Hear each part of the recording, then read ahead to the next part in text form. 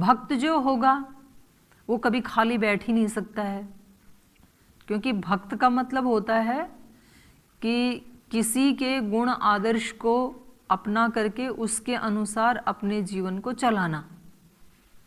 भक्त मतलब दो अर्थ है ना भक्त के, भज सेवायाम से बनता है। तो एक तो है उसकी सेवा करना, जिसका वो भक्त है। प्रकृति का भक्त है तो प्रकृति का पुजारी होगा, ईश्वर का भक्त है तो ईश्वर का पुजारी होगा, हनुमान जी का भक्त है तो हनुमान जी का, उसकी सेवा करना, भज सेवायाम। और एक भक्त का अर्थ होता है भाग, पार्ट, हिस्सा।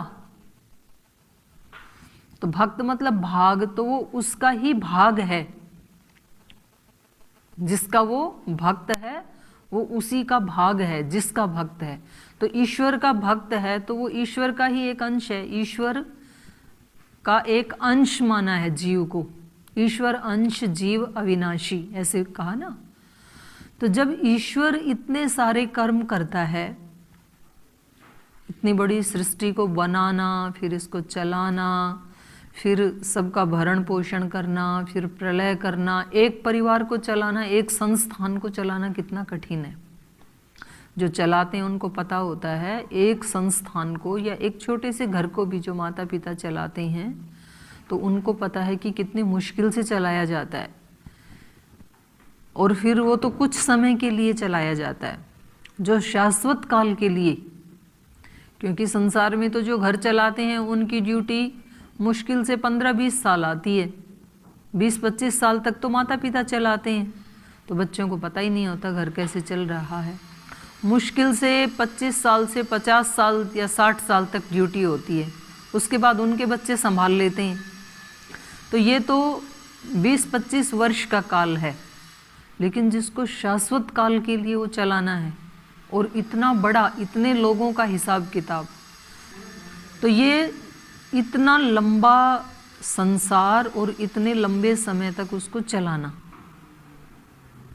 घर में तो 4-5, 10-20 लोग होते हैं, बड़ा परिवार है तो उसमें, जैसे पतंजलि परिवार है तो उसमें 1500 लोग हैं। पूरा संगठन संस्थान लगा लें तो उसमें कुछ लाख लोग हैं, 1000 लाख लोग हैं। और फिर मनुष्य भी कितने सारे हैं ईश्वर को चलाने के लिए, ईश्वर जिनको चलाता है मतलब। और उसके अलावा पशु पक्षी, कीट पतंग, चींटियाँ, जलचर, थलचर, नभचर, उन सब का अकाउंट रखना, उनको चलाना, उनको यथा योग्य खाने के लिए देना, कितना बड़ा काम है ये। तो ईश्वर कितना महान है। ठीक समय के ऊपर सर्दी आना, गर्मी आना, बारिश आना, बादल आना, सब कुछ एक रिदम में चल रहा है, कभी भी आलस्य नहीं करता है ईश्वर। तो ईश्वर का जो भक्त होगा वो कैसा होगा फिर? वो भी कर्म करने वाला होगा ना, निठल्ला नहीं होगा वो। क्योंकि जब उसका स्वामी इतने कर्म करता है, जैसे यहाँ पतंजलि योगपीठ में जो भाई बहन रहेंगे वो आलसी हो सकते हैं क्या? आलसी तो रह ही नहीं पाएगा, उसको तो हटा देंगे, थोड़े दिन में भगा देंगे।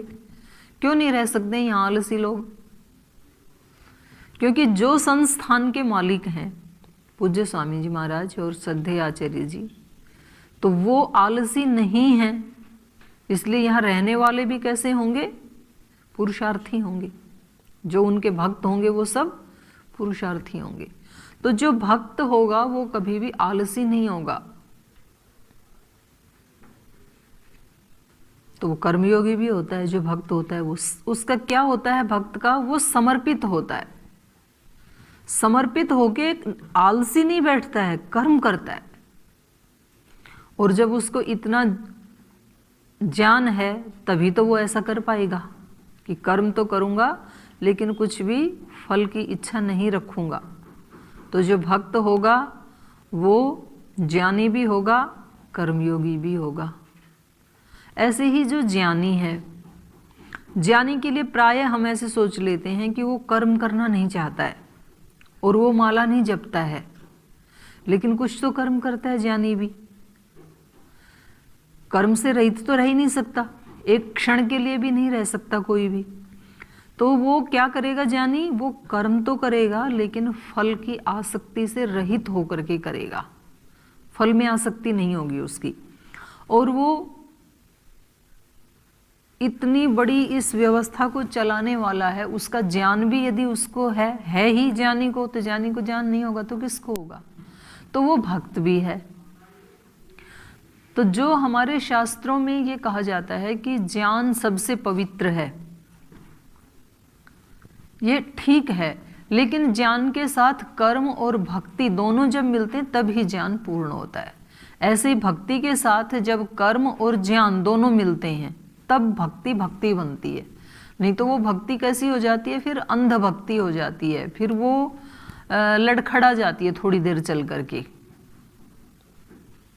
तो ये परस्पर एक दूसरे से मिले ही हुए हैं। तो ये इसमें लक्षण भी बता रहे हैं।